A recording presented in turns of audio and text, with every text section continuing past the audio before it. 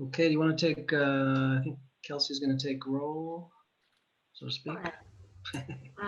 Yeah, we like doing roll verbally because it doubles as a sound check, but we also like doing roll in the chat. So if you haven't put your name in the chat yet and you are on an electronic device that allows you to do that, please go ahead and do that. I'll start with our Community Advisory Council members. Brad, you didn't actually introduce yourself, so we'll start with you. Ah, okay. Brad Porterfield. Oh, lost sound right after you said your name. You hear me now? Yes. Okay, Brad Porterfield, Consumer Representative, CAC Chair, and Health Council Board Member. Excellent. Jolene and then Linda Johnson, please. This is Jolene Green. I'm a consumer. Oh, Jolene can barely hear you. This is Jolene Green. I'm a consumer representative. Awesome, thank you. Linda? Linda Johnson, Health Council Board Member and Community Representative. Larry and Tom? Which one first? Larry. Yeah, Larry Kogosik, Community Representative. Tom Kuhn, Deschutes County Public Health Representative. Lauren and Teresa? Lauren Kostudik, CAC member. Hello, greetings. Teresa Olander, Community Representative. Elizabeth Schmidt and Ken Wilhelm? Elizabeth Schmidt, Consumer Representative. Ken Wilhelm with United Way and a CAP member. And Chris?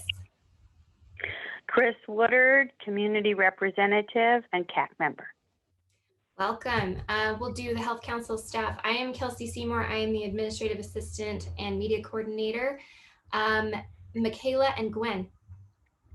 Hello everyone, Michaela Arsenault, a project manager at the Central Oregon Health Council. My pronouns are she, her, and hers. Hi, Gwen Jones, project manager, and pronouns are she, her, hers. Rebecca and Donna.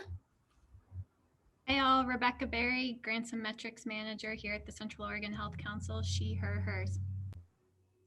Good afternoon, everybody. My name is Donna Mills. I serve as the Executive Director for Central Oregon Health Council, and my pronouns are she, her, and hers. And Renee. Hi everyone, Renee Worth. I'm also a project manager with the Health Council, and my pronouns are she, her, and hers. We have several visitors with us today. We'll start with Tanya and Miguel. Hi, this is Tanya Curiel, Regional Outreach Coordinator, Central Oregon for OHA's Community Partner Outreach Program. Hello, everybody. My name is Miguel Ángel Herrada. I serve for Pacific Source, and Kate Wells is it's a guest today. Yes. Kate, do you want to introduce yourself, and then Leslie?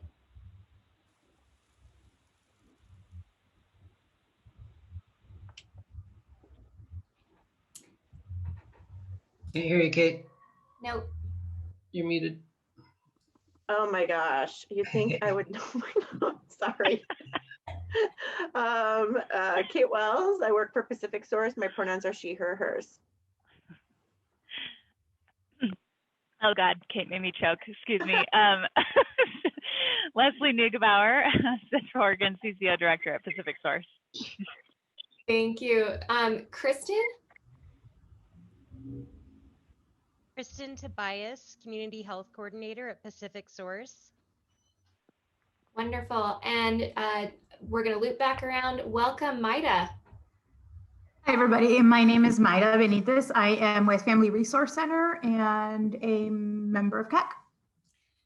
Awesome. That is everyone. Please speak now or forever hold your peace if I missed you. We're going to call it good. Thanks, Brad. Did we get Tanya? Yes. Okay. All right. Thanks, Kelsey. And good job, COHC staff, for using those pronouns. And a couple other people for modeling for us. I still forget. So for the rest of us, we could try to do better next time at using our pronouns when we present ourselves. So let's go ahead and move into public comments. Do we have anybody who'd like to present public comments?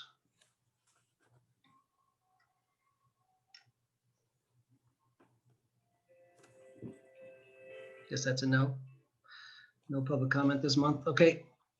Well, let's move to approve our minutes. I do have one question or clarification. There's mention in the announcements of Trey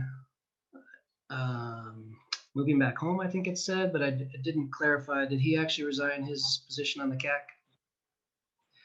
And if so, I think we need to add that to be clear. I still need to reach out to him. Okay. So not necessarily. He could still participate on the CAC. Yeah, depending on when he moves. Okay. That was the only thing I had. Anybody else have any comments on the minutes? We did have 2 actions. I know one of them is Gwen is presenting today, and the other was Michaela. I think, Michaela, you sent out the presentation guidelines and asked for feedback. I don't know if you got any feedback, but do we need to do anything else with those? No, those are complete. Okay. I think that was it. If there's no other comments, is there a motion to approve the minutes? I move that we approve the minutes. Someone like to second?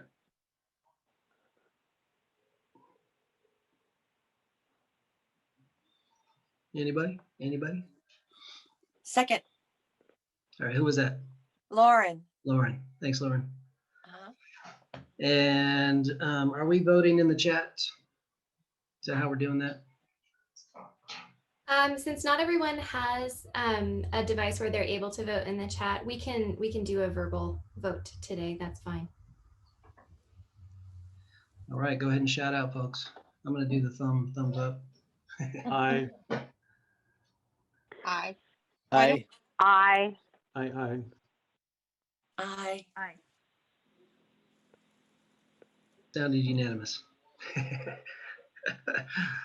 All right, thanks everybody. Okay, announcements. I have to move my screen. There we go. So Regina Sanchez, I don't see Regina with us, but Regina is going to be representing Cook County Public Health. Oh, starting in February. And so we'll welcome her next month. Michaela, is anybody here with us today from Cook County Health? No, we don't have Vicki Ryan just yet. She may tune in later. Okay. Michaela sent out a survey from Oregon Health Authority. They want to know if CAC members are interested in attending a virtual statewide conference. I think that was last week that Michaela sent that out. I have to move my box here so I can see the whole screen. It was yesterday. Was it yesterday? I think so. Yeah. Thank you. The conference is a way for us to connect to other CACs across the state, and a sample agenda was in that email, and there's also a survey link, and I started to do that today but did not have time to actually do it. Is that to get input on the actual whether or not we would like them to do the virtual conference, or what's the survey link about? Yes, it's to get input on whether or not CAC members would like to actually attend the virtual conference and kind of what time of year works best for them. Okay. So please respond to that if you get a chance, if you're interested at all.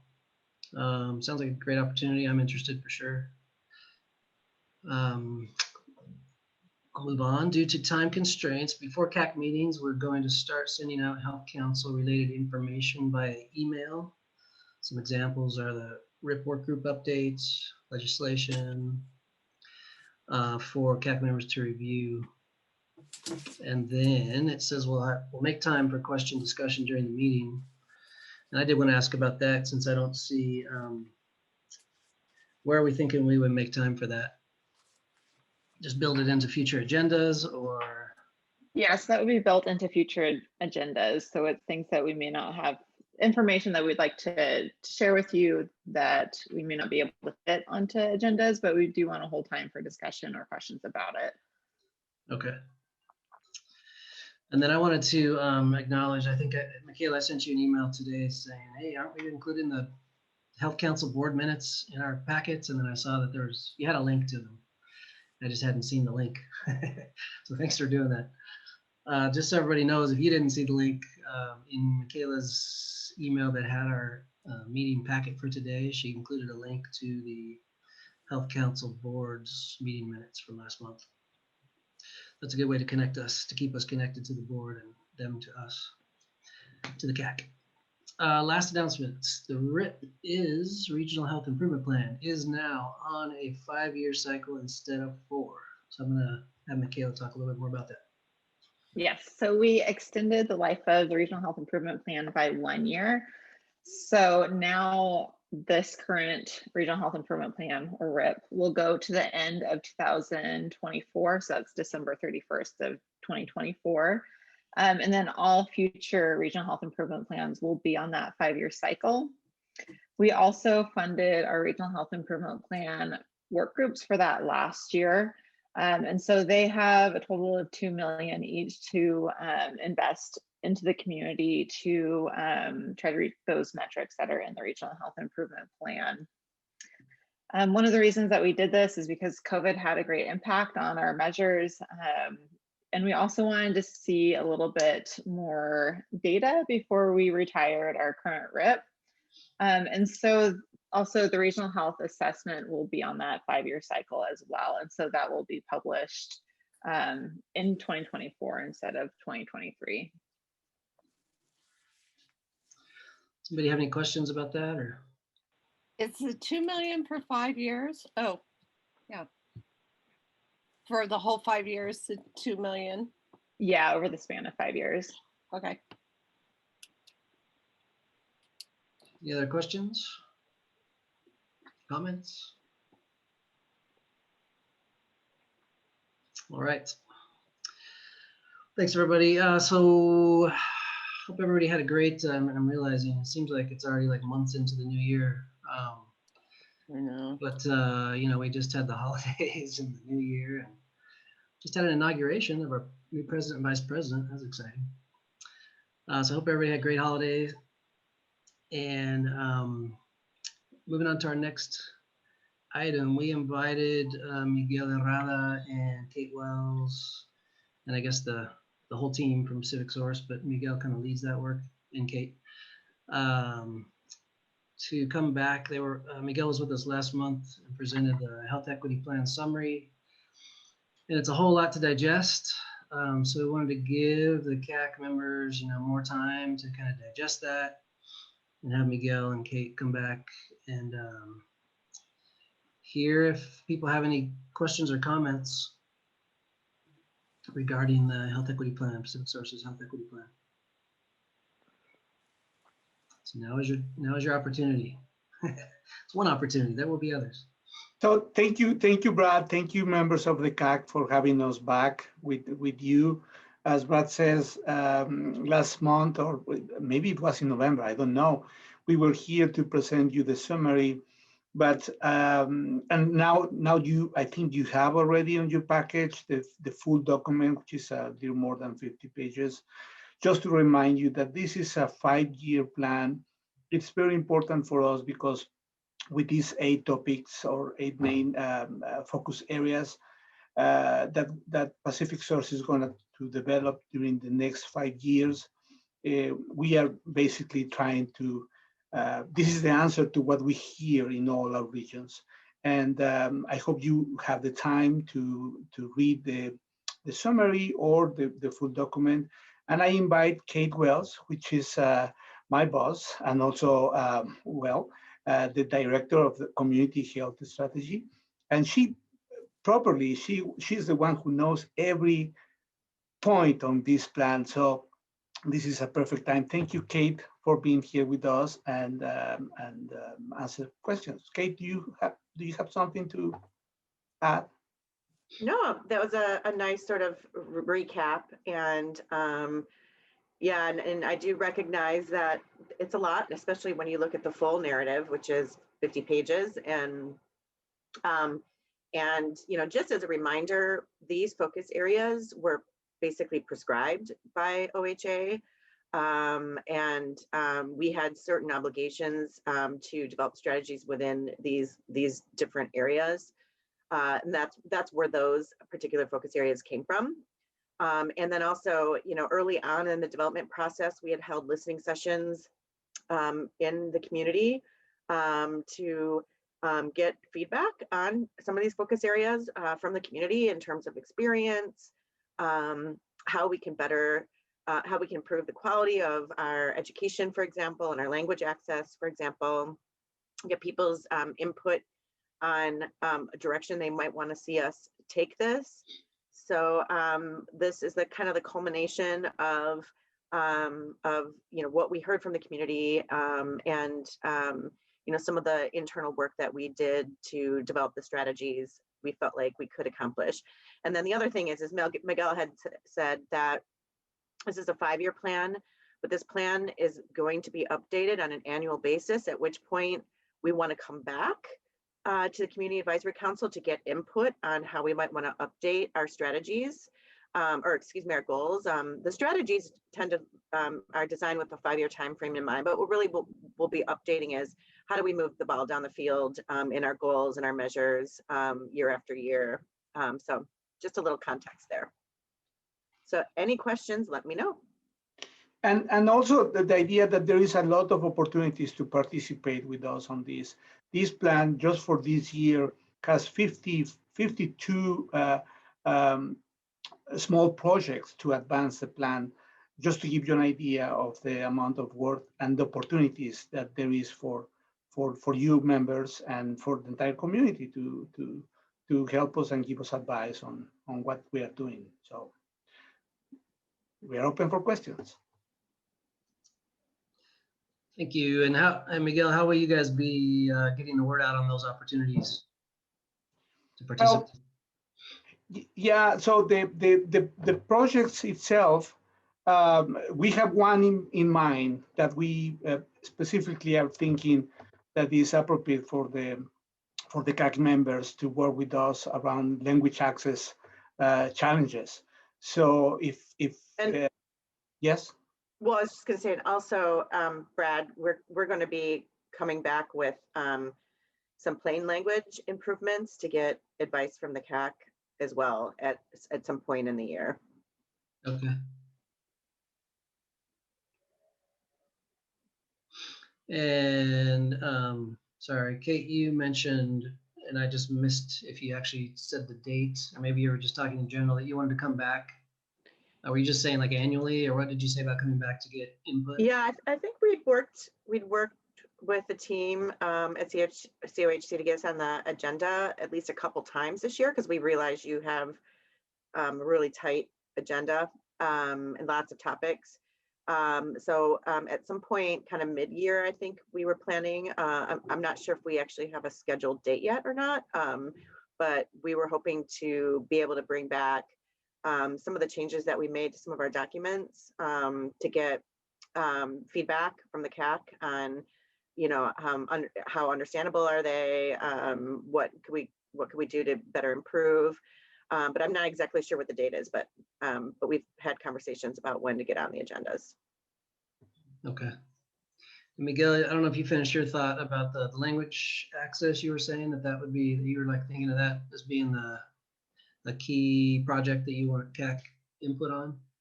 Yeah, it's about what Kate just said. So one of the big challenges around health equity is that we know how important it is to send documents and services that are in plain language or that are easy to understand, right? So sometimes, and that is not just for language for people that doesn't have English as the first language, for everybody. Sometimes the language that we use is so complex. And so that's one of the focus that we have to try to clarify all the communications we have in the same way that you have now these presentations in plain language. We aim to do that with more documents that we use for public. And we think that the CAC is specifically suited to give us advice and help us to advance that. So we see that as a clear opportunity, maybe creating an advisory committee that help us to check 1 or 2 documents through the year to get your feedback, basically. Yeah, and that particular focus area is focus area 8 for whoever's controlling the scrolling. That we're referencing. So the last focus area 8. This one goes to 5. What's that? This one's the last focus area in the document. Oh, this is the summary. Maybe it's. Oh, yeah. Okay. 8 in the full plan or something. So it's about member communications in plain language. So, and also using alternative forms if we need it. We know, for instance, that people that has lost hearing or use sign language is among the population that suffers the most with inequities because of the difficulties to access the information in an appropriate way. So we are planning to advance this and trying to reduce the barriers for members. And I'm wondering why it ends at 5. I'm going to have to look into that and get back to you guys. Make sure you didn't get a document that got cut off somehow. So apologies for that. Okay. So so the reason of there is 5 is because it is included. So the summary, it's different than the full presentation, Kate. So we have 7 focus areas only on the summary, and number 5 is the last 2 of them. If you go down, please. Yeah, yes. So it's slightly different than the full document. Okay. So curious, CAC members, how many of you have, and please be honest, because it is a lot to digest. I'm just curious how many folks feel like you've been able to digest it. Are we clear on how we can participate, what sort of input we can have? Does anybody have any input at this point?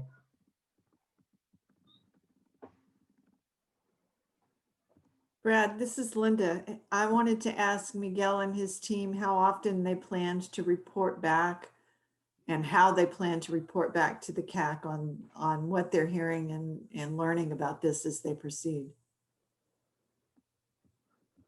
That is a great question. So again, we want to be cognizant of the time that you all have in your meetings. And so what we tried to do is schedule at least 2 meetings this year to be able to come back and discuss both reporting out on progress and to give you a sense of where we want to move for our plan that we will be submitting for 2022. So we're hoping to get a little more sizable chunk on the agenda at least twice this year to have those conversations. Okay. Thanks, Linda. Anybody else? Yeah, so I have a question, and I'm not clear. Has the implementation begun? Yes. Okay. And has Yeah. there been any kind of lack of cooperation from anybody, or? No, I mean, we were very careful to be making sure that both our internal staff, because a lot of this work is not something that we lead, it would be other departments. We worked collaboratively with them to bring the community input forward and develop the goals and strategies to be sure that we wouldn't encounter any pushback. But I haven't received any pushback at all from, let's say providers. We've been delivering cultural competency training, that offering those to providers and holding webinars and workshops. and those have been successful so far. So haven't heard much in the way of pushback at this point. Yeah, and I would say on the contrary, it's amazing that now we have the opportunity for the first time really to have equity and diversity topics in a tangible way. So these requests are ingrained in the transformative quality projects that the CCO needs to develop and implement it. So really, health equity is now in most of our areas of work. So we are seeing a lot of support. We have new positions, dedicated positions to advance this in Pacific Source. And we are seeing that this is happening also in other areas.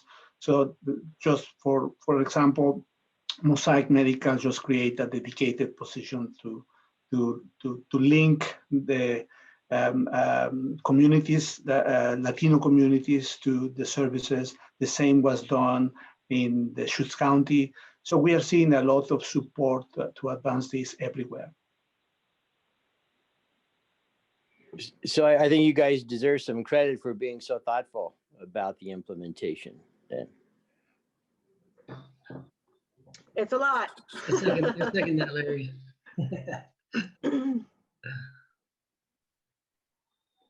I had one comment that I have not looked at the full plan. I mostly looked actually at the notes that preceded the summary, and I actually don't even know if they're actually part of the summary or if it was something that was just given to us as the CAC. I'm not remembering.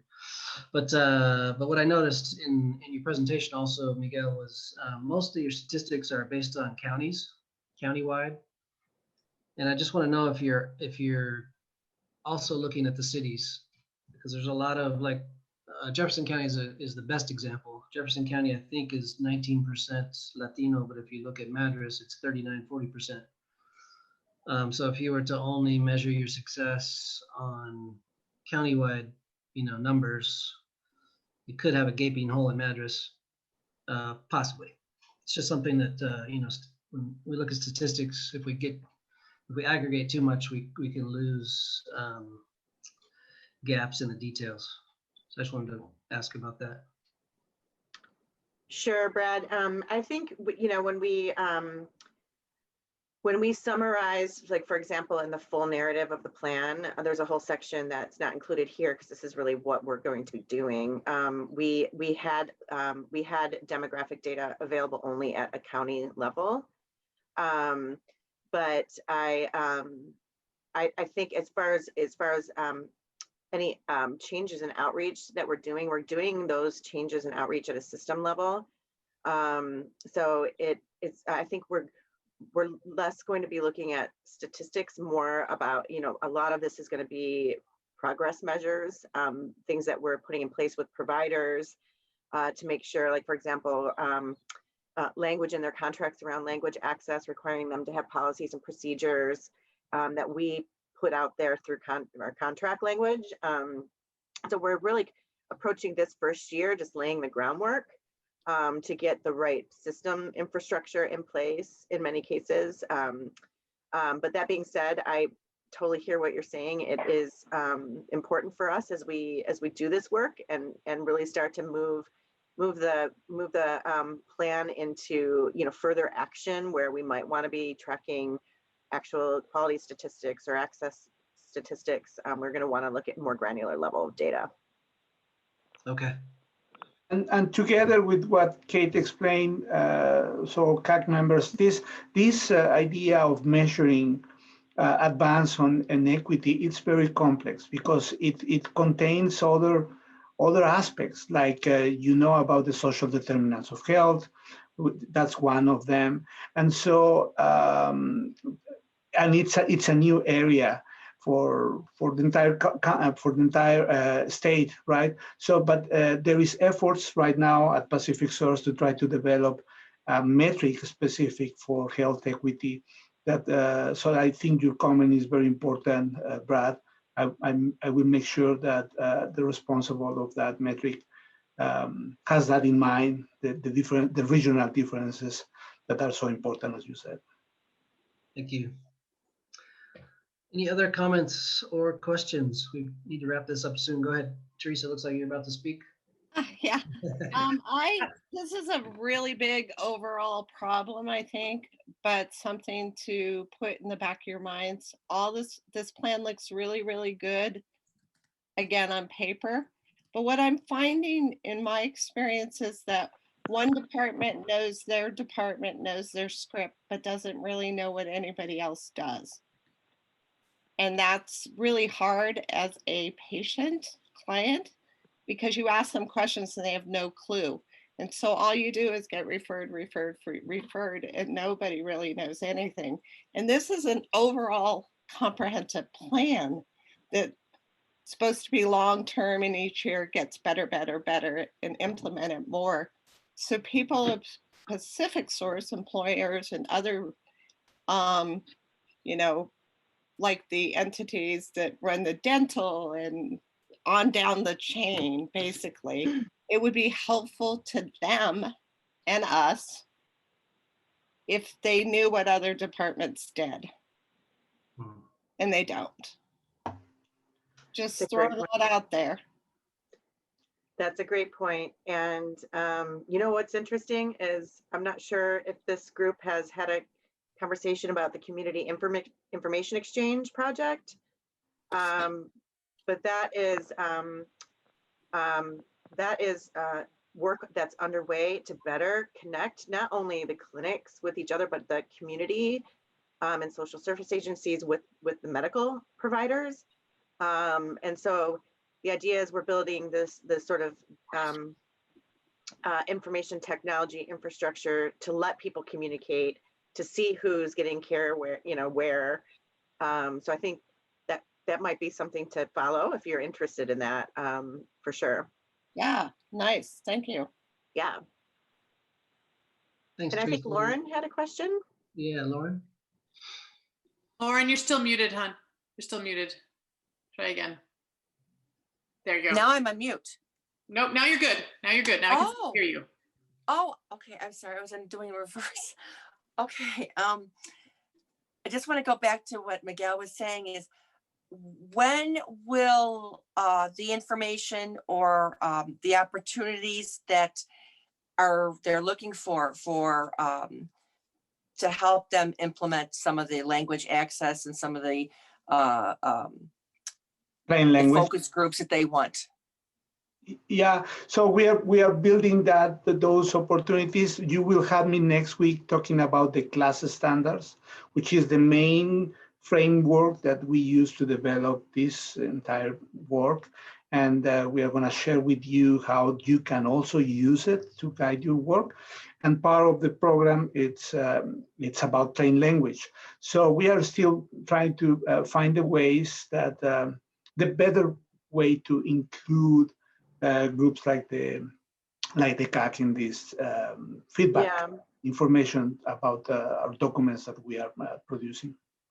Yeah, and we actually even thought, and I know Brad, we're running out of time, sorry, but because agenda time is like gold for the CAC, we thought maybe if there were certain members that were interested in partnering with us, we could create sort of a mini sort of work group that we could meet on as needed and as everyone's available in between CAC meetings to, if that seems like something that if people have a particular interest in this and want to do that, that's something we've talked about as an option as well.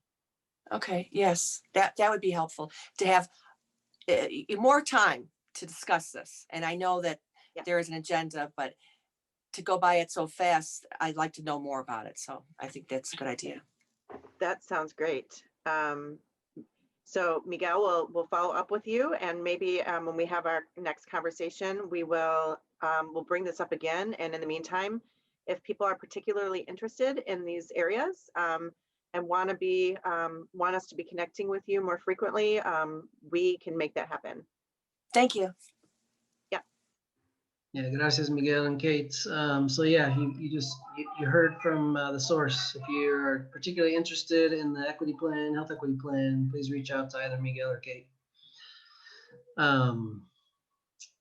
and or let the health council staff know. But really, I think it's going to need to be that each of us take the initiative and reach out to the people who can receive that feedback. Thank you for being here. Yes. Okay. Thanks, everybody. Thank you. Thanks, I'm Miguel. gonna jump off now. I don't know if Miguel's staying, but thanks for having us. Thank you. Gracias. Bye. And we're going to move on to the next agenda item, which is the CAC chairperson roles and responsibilities. Gwen and Michaela. Michaela, while you lead, I will, I guess I'm giving the summary, right? And then I'll take notes while you do the conversation. So shifting total gears here, we sent out with a meeting pack. One of the things on our work plan as a CAC was to develop some roles and responsibilities for our CAC chair and co-chair. And so we sent out, had some brief conversation with a couple of the board members. I mined Google Internet for co-chair job descriptions and put together something for us to respond to. So this is purely in draft form and open to being thrown out, remodeled, tweaked, whatever that needs to be for you all. And so Michaela's gonna, we can do a quick recap of it and look at it really quickly together. And then Michaela's gonna lead us through a conversation to kind of process what you see and help us as a group, as a team, to identify what changes need to be made to this. Does that work, folks?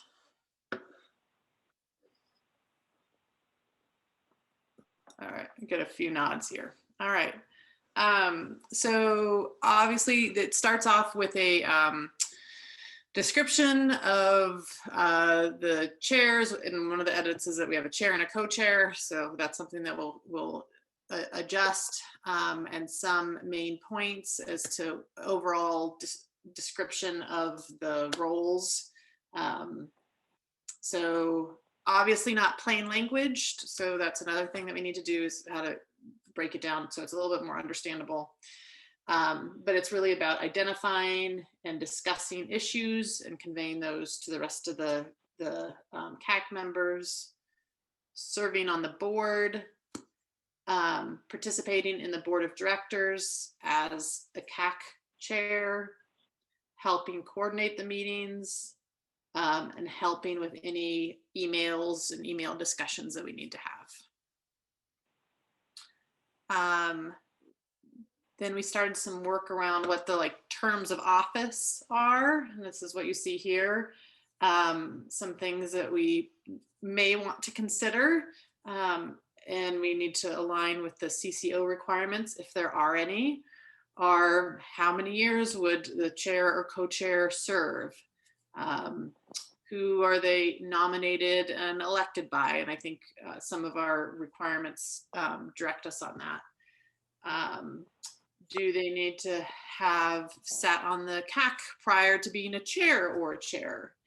And then whoever's in the chair and co-chair position does need to either be receiving services from Pacific Source Community Solutions, Oregon Health Plan, or guardian or dependent, or have a guardian, be a guardian of a dependent on the health plan. Then we move into just what are some of the qualities, both professional and personal qualities that we want these roles to have. So we want these individuals to be able to listen and think both strategically and creatively, and really be able to process and analyze whatever's happening, whatever we're talking about. Be able to be open and welcome lots of different viewpoints. Be able to communicate effectively with lots of different personality and communication styles. Prepare, attend, and participate in all the board meetings and the CAC meetings. Be willing to learn and grow. Be honest and sensitive and tolerating different views. Be responsive.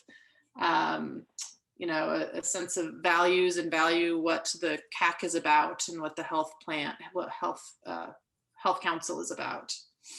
And then to be able to facilitate discussions both face-to-face and electronically. And then our primary responsibilities, if you want to scroll down, are some of the basic things that we're just kind of naming is attending board meetings, attending and participating in CAC meetings, knowing what's happening at some of the different levels with the, you know what the mission of the CAC is and the mission of the Health Council and the board.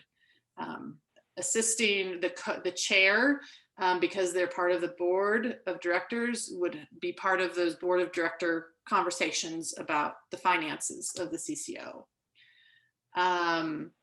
Assessing, helping with the agendas, preparing information, acting as a liaison between the CAC and the board, helping coordinate some of the shared meetings that the CAC and the board have together, and facilitating communication between CAC members as well, and then helping staff identify potential new members to CAC. And then we have a big fat question mark under time commitment. And then resources and support that the Health Council offers, and we can, you know, consider more to this. This is just what came to mind as we're drafting it, is that we offer a stipend for time commitment to the meetings, internet or mileage reimbursement for meetings. The chair and co-chair have our wonderful help as staff, which is priceless. Or maybe too expensive. I don't know, it depends on how you feel about us at the moment. Opportunities to participate in the Oregon CCO conference, and then, you know, website and other information. So I'll let you just digest that for a couple minutes in quiet reflection. And then Michaela is going to lead us through a conversation. And Michaela, if you wanted to stop share, I could share my version and take notes as we go so people can see some of the thinking. That works.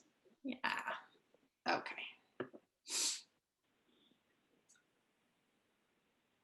So the yellow on this version is my editing since you've seen it. So you can just continue to look at the content. All right, so this is obviously very drafty, and we just wanted to get your initial reaction and some ideas from you. So I'm going to lead you through a conversation, starting out with just kind of making sure that we kind of understand what's written here, and then move into making some decisions and giving some input. So my first question to you, what are the main roles and responsibilities that you see?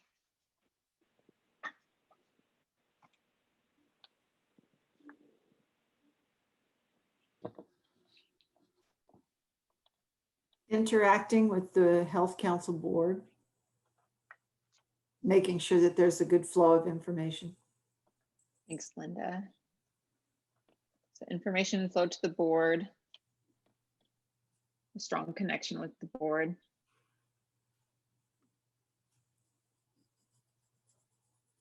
I think planning meetings and setting priorities, setting the agenda. Setting the agenda. Thanks, Larry.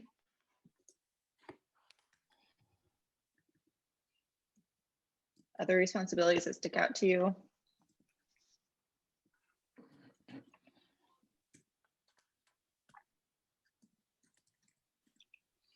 You'd have to be a really good facilitator. Yes, facilitation. Ideally.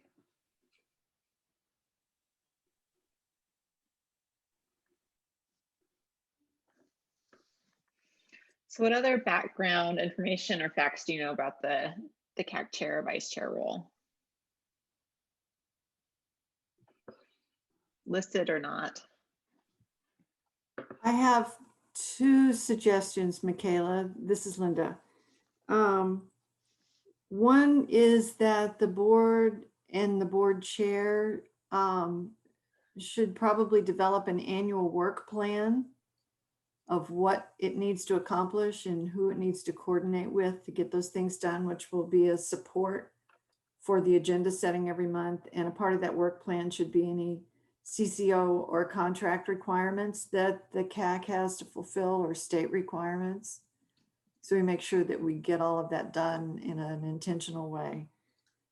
And the second one, I think this is an essential piece of work for any committee or organization, which is periodically to evaluate how it's doing. Is it accomplishing what it should be accomplishing? Is it doing it effectively?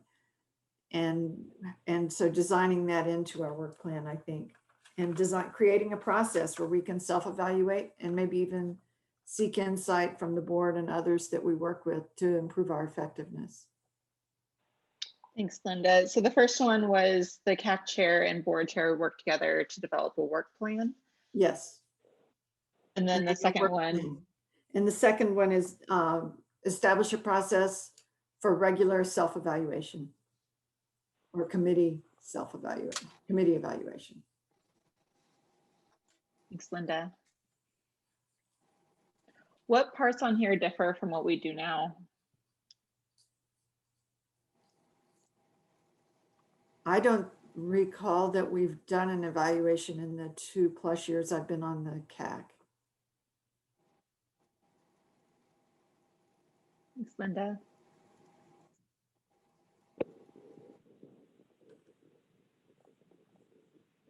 Other thoughts?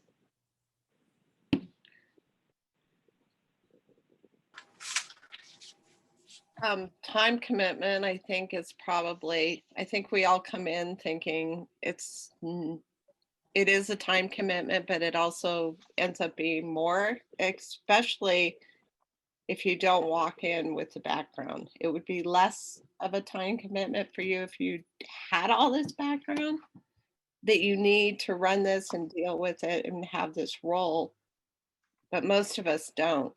So I don't know if you can articulate in advance how much time commitment it would take.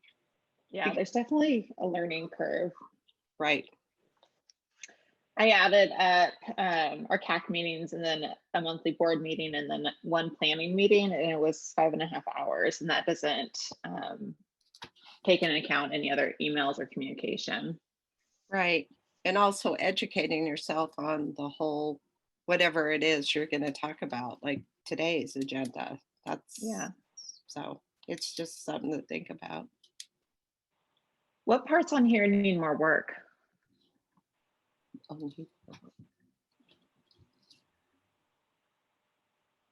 The term section, and some of that actually deals with maybe term isn't the best heading for that section because there's more there than just the term. But the one thing, and Donna and I talked about this the other day, was prior to serving as chair, this person must have served on the CAC for at least a year. And as I've reflected on that, I mean, I think the spirit of that is, you need to have gained some experience before, about the CAC, about the Health Council, about the whole thing, before stepping into a chair position. I'm not sure that a year is needed, as I've thought more about it. But I do think it makes, 6 months, whatever that is. But a year might be a bit much as a minimum. So I'd be interested in other CAC members' input on that. You're saying you do like that having the CAC chair have some experience being on the CAC, but maybe not quite a year. Right. As a minimum. Yeah, I mean, I think 6 months is probably enough. And that we definitely have, it is important, I think, to have that specified, you have some experience before stepping into the role. And Brad, I don't see any mention here about the chair needing to be on the Health Council itself. Is that still a requirement? I think it is. I can't remember if it's through CCO 2.0 or if it's a state requirement, but that should, if it, that is still a requirement, should be listed here. That's up in the description. Okay. At least it Oh, was. I see. Yeah, you're right. Yeah, there it is. Are there any parts on here that kind of aren't well suited for the chair position?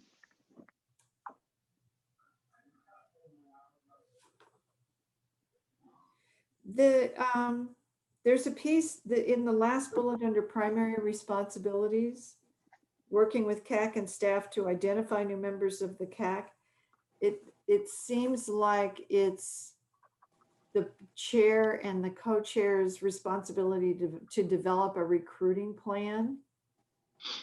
That's a leadership role, but they may or may not be directly involved in the recruiting activity themselves. And with it listed here, it makes it sound like it's their responsibility and nobody else is on the committee.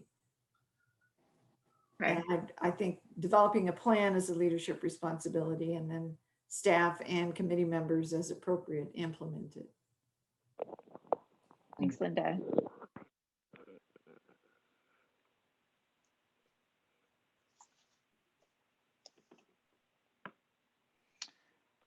How do you feel like having the CAC chair being a defined role would kind of help strengthen the communication with the board?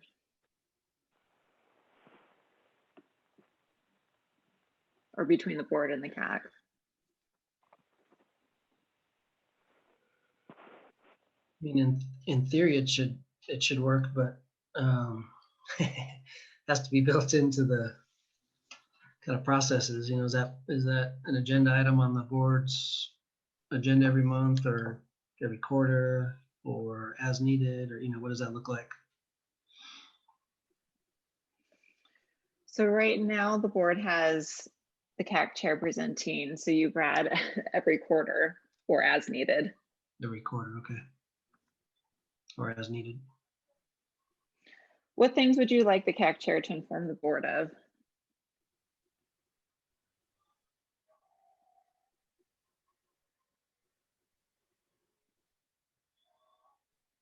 I'm sorry, say that again, Michaela. Yeah, what kind of things would you like the CAC chair to inform the board of? Well, our priorities and our concerns about how OHP is functioning.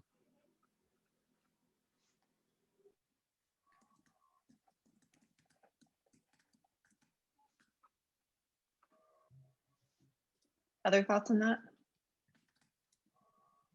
I think the diversity and equity plan that Miguel presented to us is an example of how CAC is addressing it, and that's important information, I think, for the board to know as well.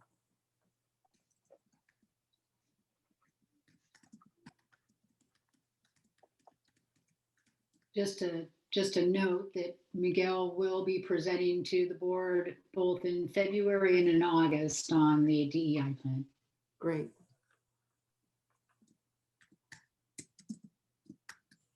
What information would you like the CAC chair to share kind of from the board to the CAC?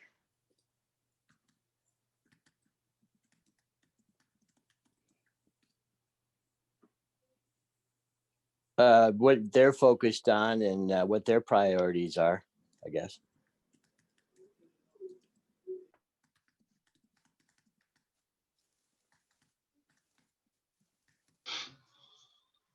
I mean, to get back to the previous question, I mean, the essence of the CAC is that we're community members, right? And in some ways have a very real and direct relationship with OHP. And so I'm not familiar with everybody who's on the board, but probably don't have as much of a relationship and an awareness of how the issues of OHP.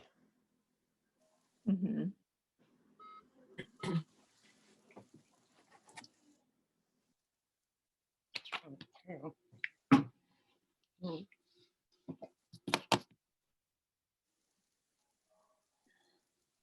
Other thoughts on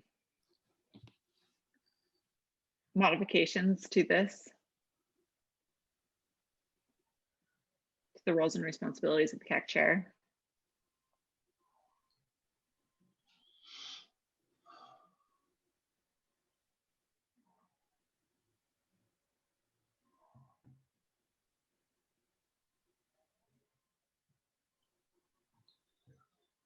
I'm just giving us a time reminder. We're a few minutes over. Can people reach out to you, Michaela, if they have additional input on this? Yes, yes. So thank you for your input. We will take that input, refine this, and send it back to you for final approval. Thanks, For next Michaela. And I steps. assume, yeah, you're going to fill in the term and all that stuff. Yes. How they're selected. Okay. All right. Thanks, everybody. And let's go ahead and move on to Gwen's presentation of the demographics follow-up. Look like you're caught by surprise, Gwen. I'm always caught by surprise by those. And you talk about like doing good work that makes you uncomfortable. This is one of them. All right. Michaela, do you want to project the PowerPoint to start? Because what we're going to do is we've seen this PowerPoint up until a certain point back in, it was November or December.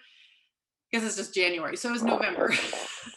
But it's been a while. So we're going to kind of just do a quick flip through to refresh everyone on what you've seen. And then what we're going to do is spend most of our time on looking at the Central Oregon data as demonstrated from our Central Oregon Health Data website, and then have a conversation, some focused conversation, guided conversation around, you know, what this all means. All right, so quick, go ahead. We're gonna go flip really fast, Michaela. So we talked about like definitions, what real D data, it's why it's important, who we are, and that it's a reporting requirement, but also it'll help inform us as CAC to do our work better. Next. So we talk about this as a system. We're a bunch of parts that impact how we work together and the outcomes for the people in our region. We think of our institutions, OHP, our health system, our community-based organizations. We all make up a system. Next. Refresher on the health and the system work based on who you are, specifically around, oftentimes it's around race, ethnicity, your economic status, social status, things like that. Next. And health disparity is those differences that happen because the system is treating you differently. Next. Hey, Gwen. All right, keep going. Gwen, you're breaking up just a little bit. Is anyone else seeing that too? Yeah, okay. Gwen, if you turn off your video, we'll get really clear audio of you, is my guess. Fine. You don't want to see my beautiful face, but you can hear my beautiful We're watching voice. the All right, here we go. So sorry. I'm teasing. All right. So real D data is defined as standardized data and questions around race, ethnicity, language, and disability. OHA says that people who work with OHA and Department of Human Services need to be collecting this data. Next. Keep going. And we know it's important because once we have that data information, it helps us change our structural barriers. It helps us better understand who we're working with and serving, helps us improve our services and guide how our resources, our money flow and our time and staffing. Next.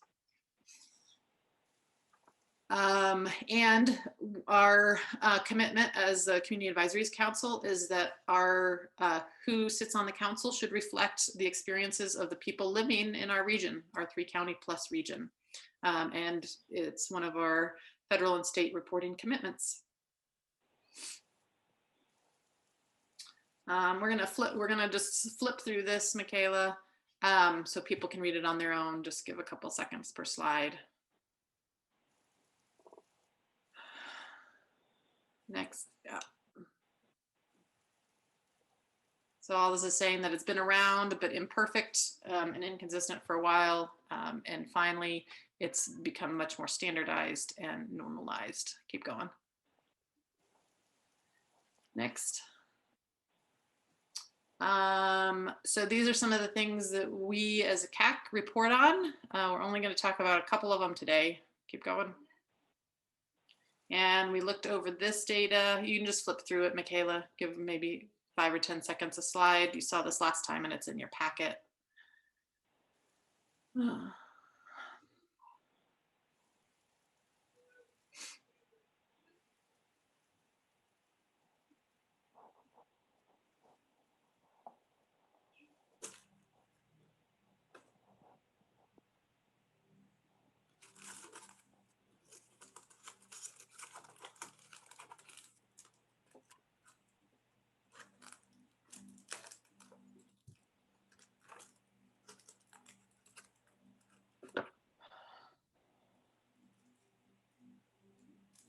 Hey, Gwen. Yeah. This is Brad. I just wanted to bring up, and I should have perhaps brought this up. Hopefully you can't hear my son in the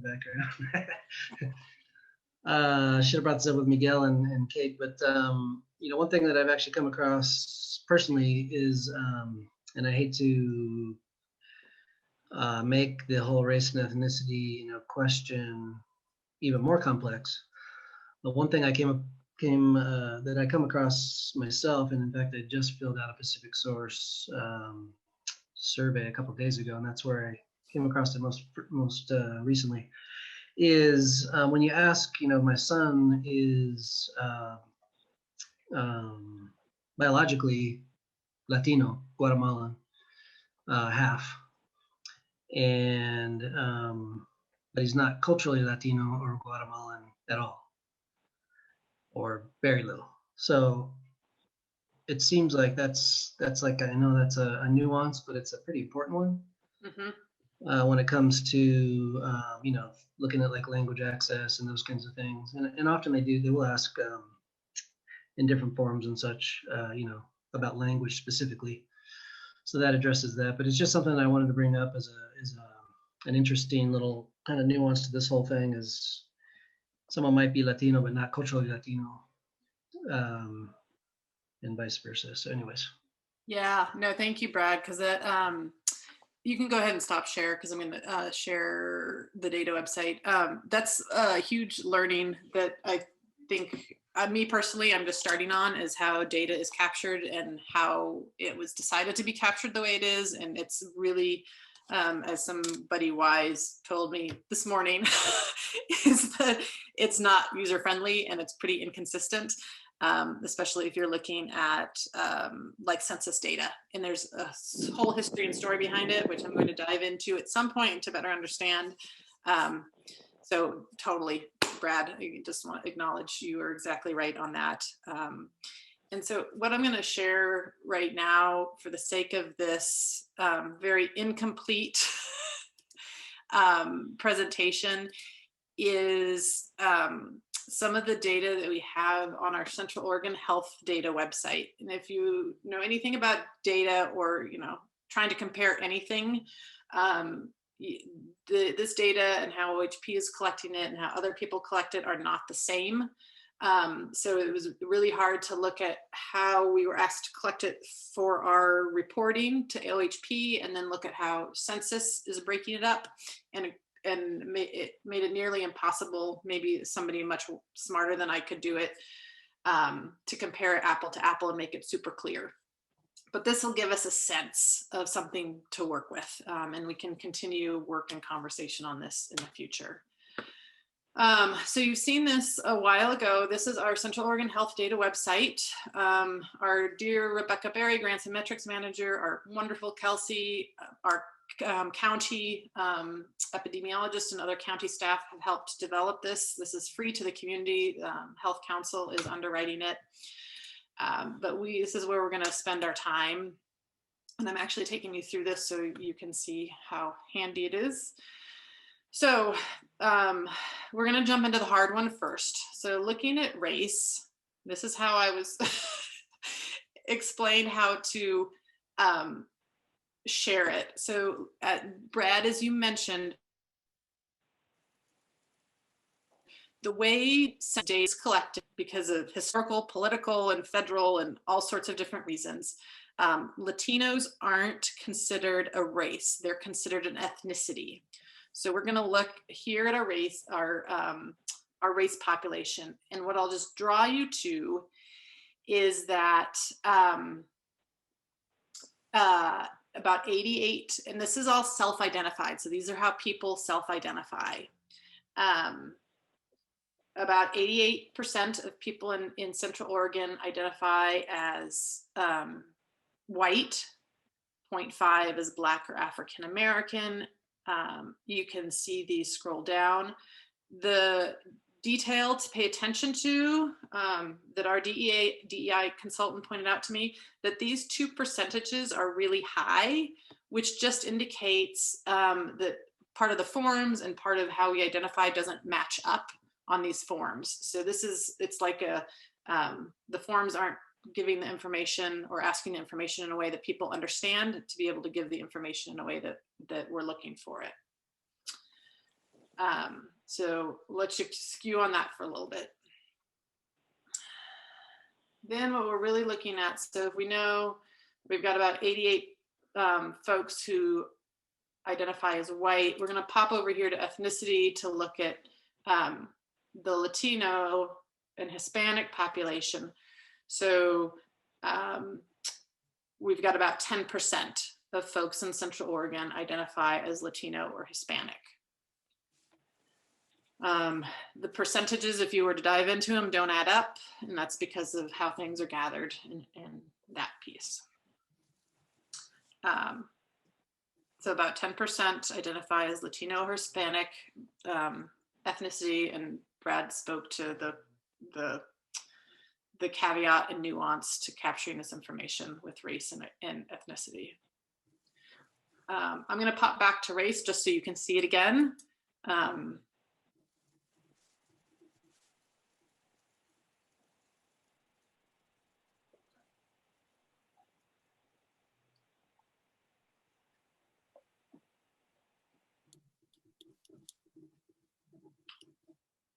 All right.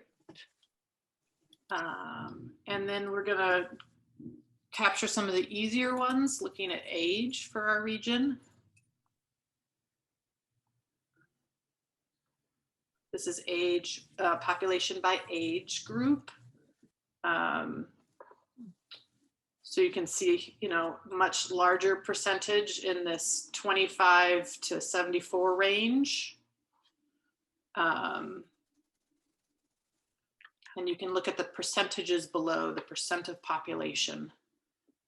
So if we were to look at our CAC numbers and try and get a feel for what percent of our CAC members should be in which chunk of this age range, that's how we'd look at it.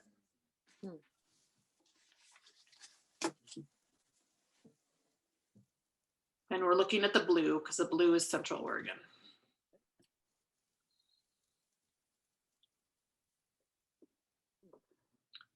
All right, then we're going to look at gender, and in the census data, they only collect binary, which is either or gender identity. So it's male, female. They don't collect information on gender neutral, non-binary, transgender, anything like that. So this is obviously a fairly even split. Oh, sorry about that. And then our last category that we're collecting on is on disability.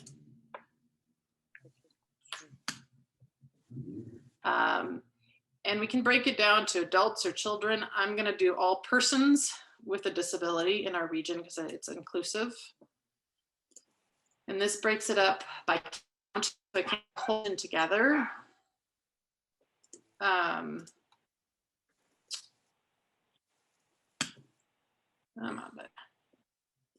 Here we go.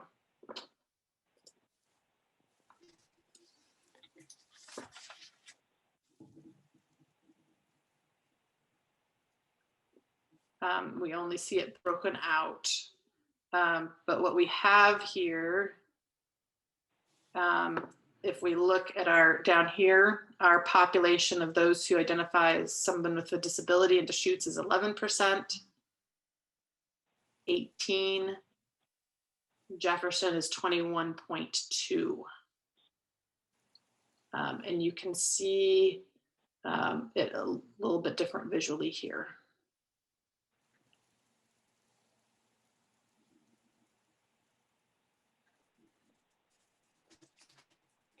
Okay, so that's a lot of pictures, a lot of concepts that, unless you're embedded in data all the time, can be hard to process and follow. Does anybody have any questions that I probably won't be able to answer, but we can try, and Rebecca may be able to help inform us a little bit as well about what you've seen on the health data website? Yeah, Gwen, yeah, I have a question about the CAC relationship with the infirm elderly. Because we have requirements for membership involving a relationship with OHP, but Pacific Source also administers Medicare. And I'm just, a lot of those issues have not come up, in my experience, in my time on the CAC, for the infirm elderly. So you're thinking like, are you tying it specifically to Medicaid or infirm elderly that are on OHP Pacific Source Community Solutions? Actually, Medicare. Medicare. Okay. Is it because, I mean, because the Medicare program can be probably more generous, I would assume, than OHP? Is that the reason? Or, but because we don't give a lot of focus to Medicare issues, and again, as I referred to, the infirm elderly. Yeah. The ones that really need Medicare a lot. Right, right. So I'm going to turn this over to Donna or one of our CCO partners to inform on that. I think that ties into our contracted around the CCO specifically, which is, but I'm going to let somebody who's more articulate explain that.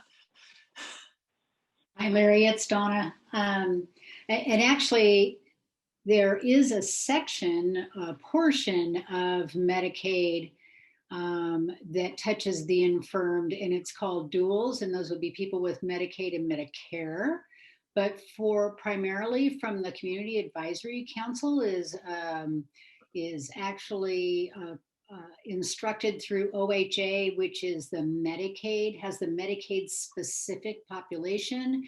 So in this space, we aren't necessarily focusing on, now, of course, Pacific Source does have Medicare Advantage as well in that plan, but they're not under the heading of OHP. Does that make sense? Yeah, well, it starts to clarify it for me. Right, it's really under a different plan. And although the Health Council is quite concerned and has responsibility for population health, in the CAC specifically is really focused on the OHP population. Okay, so I guess I'm not clear. So you can be on Medicare and Medicaid at the same time? Yes, you can. If you're sick and you're poor, then you would likely qualify for being dual eligible, which is Medicaid and Medicare. Yeah, this is really an important question because it's the population that we're serving at the peer centers that has come up. That I need to talk to somebody to get even more. We'll do it at an off. Yep, we can take it offline for sure. Happy to. Yeah. So, but it seems to me that in my small amount of knowledge. Medicare will pay for a lot more than Medicaid will. Hey, Larry, let's In just, some instances. Yeah, sorry, we can take this at another time. yeah, Okay, let's take it offline. Thanks. Yeah, okay, sorry. We're starting to bump into Kristen's time about mail order prescription, and Pacific Sources really wanting your input on that. Let me run through just a couple of quick questions. So what of the data was expected or a surprise? Just one or two things, just throw them out really quick. Can you hear me? Yeah. Okay, hi, Lauren. The disability section that you just covered it towards the end, that did not cover North Klamath, so why was that? Well, we do not have access to that data for those specific areas. It's based a little bit on who collects data, where it's available, how it's broken down. But that's a good call out. Yep, there are areas that we don't have data, aren't able to get data on. Yeah. Mm-hmm. All right. Yeah. Thank you. Other things that were expected or surprise?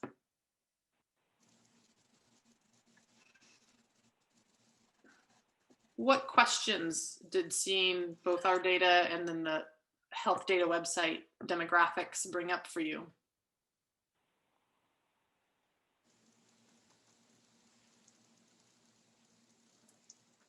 Are you talking to me? Anybody. Okay.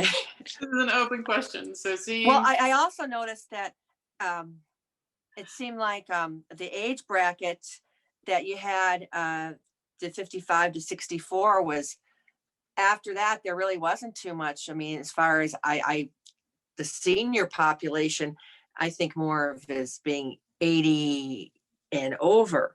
So I would have been more interested to see what the seniors, and when I think of seniors, I think of 70 and beyond, or older. And I didn't see that. Mm-hmm. Yeah, thank you. So what are the implications for this group looking at the data?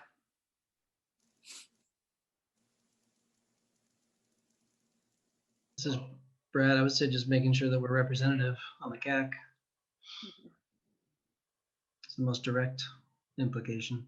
Mm-hmm. Where do you see that we're strong and where do you see we need to grow? I'm pretty sure. Oh yeah, anyone. I'm pretty sure we're lacking in terms of Hispanic Latino being fully representative percentage wise. And I think gender identification, as far as I know, as well. You're thinking non-binary, Larry? Yes. Mm-hmm. Yeah. Ira, did you unmute? Yeah, I was just gonna say, I agree with you on, we're not diverse enough in here. I mean, I'm Hispanic, but one of, and so I think we need to have a little more diversity when it comes to Latino, African American, Native American, and things like that. In gender, race, ethnicity, maybe even disability. Yeah. Yeah. What would be the next step for us as a group to address these differences? Just one step that comes to mind. I mean, Go ahead, Mara. No, I was just gonna say we need to, start recruiting. Yeah. And it may take different tactics or different strategies based on who we want to recruit.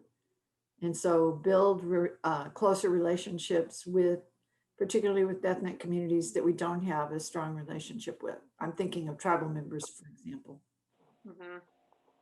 Sure. One more comment. Okay, great. We'll leave it there, and we'll be continuing this conversation. Thanks, Gwen. Everybody, I want to ask everyone, can we give Kristen an extra 5 minutes? Yes. And stay together a little bit longer. She doesn't have to squeeze her presentation into 4 minutes. I'm up for that. Yes. Yeah, it works for me. I guess. Yep. Okay. Thanks, everybody. Yeah, I mean, obviously, if you can't, then you need to go. Just go. But if you can, please stay on so that we can give her whatever feedback she's looking for. Take it away, Kristen. Hi, thanks everyone. And thanks for the extra 5 minutes for those of you that can stay on. So Pacific Source and Medicaid leadership have tasked us with asking our CACs throughout our regions for a little bit more information about mail order prescriptions. Next slide, please. So as you can see, our OHP members at Pacific Source use mail order pharmacy much less than our other plans. We have a Medicare Advantage and a commercial plan as well. And we'd love to ask you guys if maybe you know why. Next slide. So sort of some of the benefits of mail order pharmacy. CVS Caremark is our vendor, and they'll ship the prescriptions for free to a member's home or their post office box. So we see this benefit as being very handy, especially for our members in rural areas to maybe save them a trip to the pharmacy. 60-day supplies are available for some medications, and I actually confirmed with our pharmacy team that some medications, some of the more maintenance medications, can actually be available for 90-day supplies. So they would provide you with a 90-day supply straight to your home or post office box of some maintenance medications, not all. And of course, some medications have like a 30-day supply limit as well, especially if it's a controlled substance. And then prescriptions can be refilled by phone, through the app, or through the CVS Caremark website. Next slide, please. So this is where you can currently find the information on Pacific Source Community Solutions homepage if somebody was interested in signing up for CVS Caremark mail order pharmacy. So that is sort of where that information is located on our homepage. Next slide, please. Oh, and I'm sorry, I should have said, you can find that by simply typing pharmacy into the search tool on the Community Solutions homepage, and it should be the first option that appears. So here's just sort of some questions we have for you. Are our CAC consumer members aware that this service is available? Is it something that interests you? How can we better communicate with our members that this is a benefit available? We'd love to see more people take advantage of it, save themselves a trip to the pharmacy when possible. So if anybody has any input, I would love to hear it.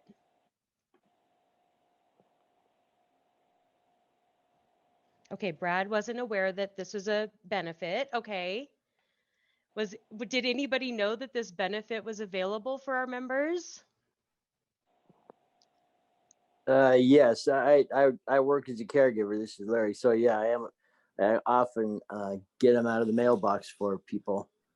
Okay. But I guess you would, work through caregivers and caseworkers and social workers and stuff like that to make people aware, because they generally have something like that if they're in that situation. I've never heard of it. Okay. So it sounds like Pacific Source has some work to do on educating our Medicaid members that this benefit exists and how to utilize it.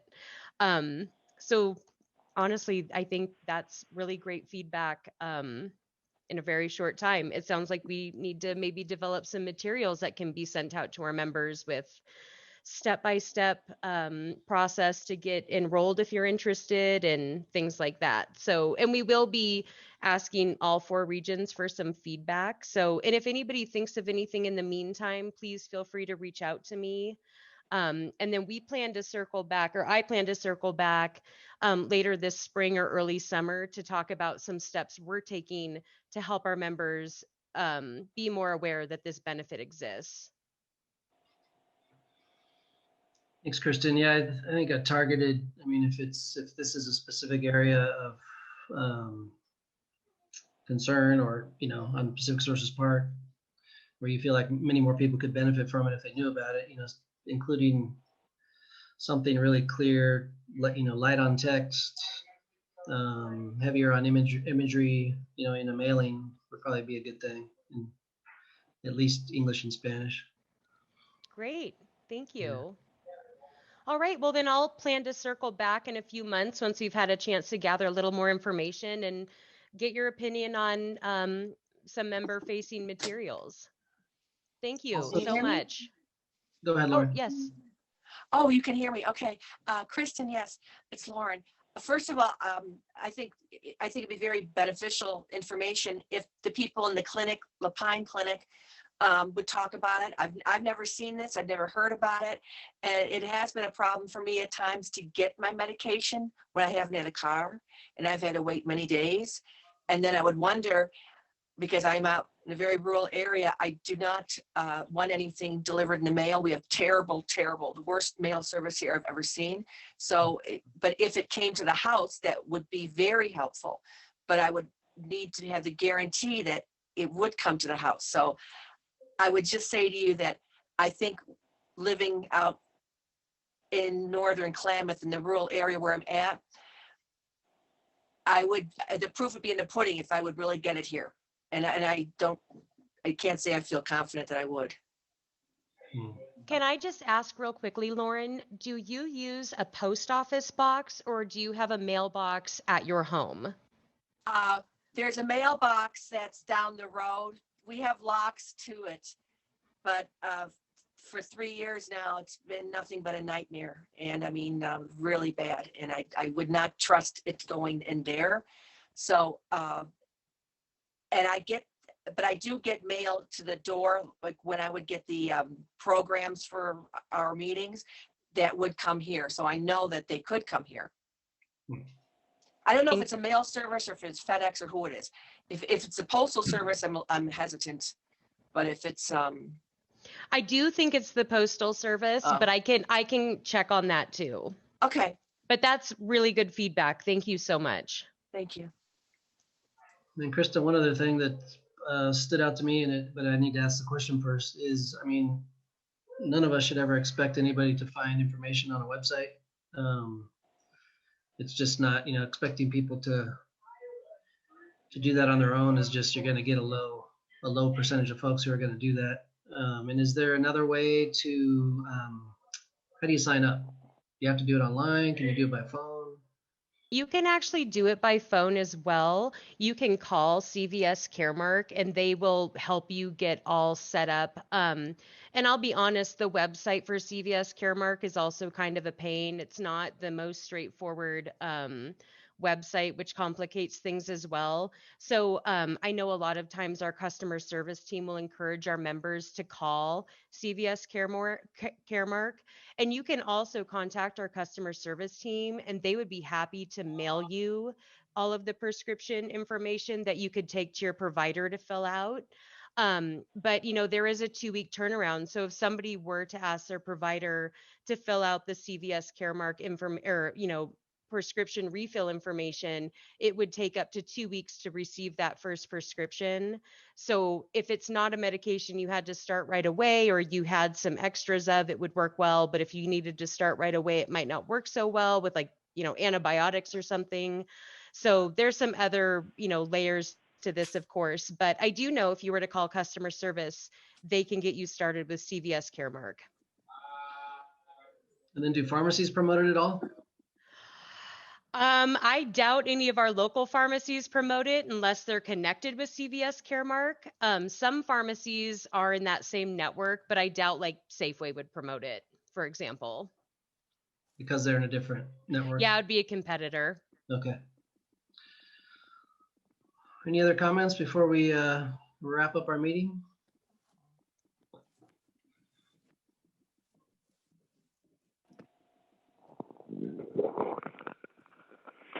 Hi, this is Elizabeth, and I'm wondering if Walgreens would work with that, or is that competition?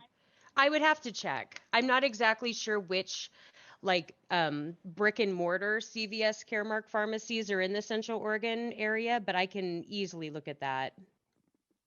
Because I was thinking Walgreens is a CVS, but I could be wrong. Okay, thank you. I'll check. Thank you. Okay.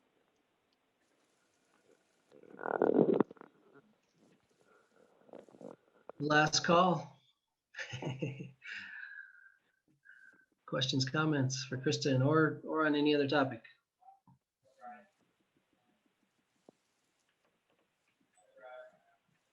How about, I like to get feedback. How about putting in the chat number from 1 to 10, 10 being this meeting was incredible, and 1 being this meeting sucked. And then we'll say goodbye to each other, and please be honest. Feedback is only valuable if we're honest. So well said, well said.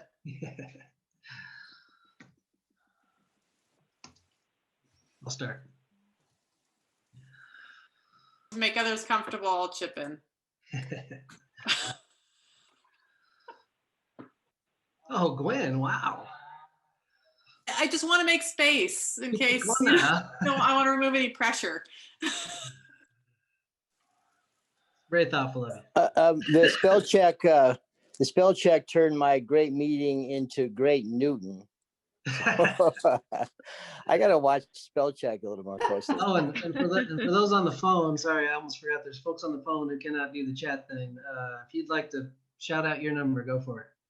That was a great meeting, Brad. Thank you.